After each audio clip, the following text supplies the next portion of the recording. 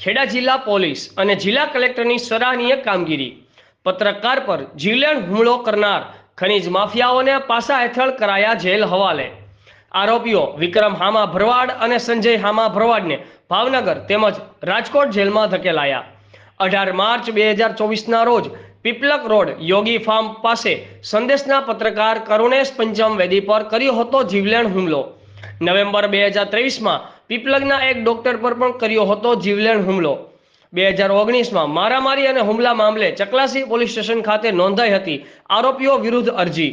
અગાઉ 3 થી 4 વખત ખાણ ખનીજ વિભાગ દ્વારા ખનીજ ચોરી કરતા ડમ્પર ડિટેન કરી કરાયો હતો દંડ।